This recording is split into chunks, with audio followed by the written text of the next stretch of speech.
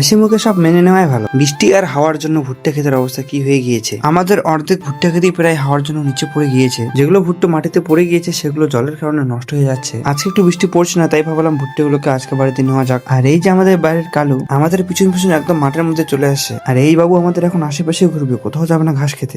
আর যে দেখো ভুট্টার মধ্যে হামলা করে দিয়েছে কালু। আর আকাশের অবস্থা দেখে সত্যি আমাকে ভয় লাগছে। জলের কারণে ভুট্টাগুলোকে বাড়িতে নেওয়া যাচ্ছিল না। আজকে আসলাম ভুট্টো ছিঁড়তে, আর আকাশটা করছে খারাপ। আর এদিকে বোন আমাকে বলছে দাদা মন খারাপ করে লাভ নেই, যেটা যাবার সেটা যাবেই। হাসি মুখে সব মেনে নিতে লাগে। শুধু আমাদের তো ক্ষেত নষ্ট হয়নি, অনেকেরই ভুট্টা খেতে এভাবে নষ্ট হয়ে গিয়েছে। আর দেখো এদিকে আমার মাসি গান করতে করতে ভুট্টা ছিঁড়ছে। হায়রে বৃষ্টি, এই বৃষ্টিতে কত লোকের ক্ষতি হয়ে গেল। তারপর এক এক করে ভুট্টোগুলোকে সাইডে রেখে দিয়ে আসি। আর আমি ভুট্টোগুলোকে নিয়ে যাওয়ার জন্য সাইকেল এনেছি। ছোট আলি দিয়ে সাইকেলটা আসবে না, তাই একটু বড় আলির মধ্যে সাইকেলটাকে রাখানো আছে। সাইকেল পর্যন্ত সব ভুট্টা এভাবে ঘাড়ে করে নিয়ে আসি। যদি ক্ষেতটা আমাদের পাশে থাকতো তাহলে কিন্তু আমি ঘাড়ে করে নিয়ে যেতাম। তারপর বোন আর আমি মিলে ভুট্টোগুলোকে সাইকেলের মধ্যে লোড করে বাড়িতে নিয়ে যাই। আজকের মধ্যে এখানে টাটা গাছ দেখাচ্ছে নেক্সট ব্লগে।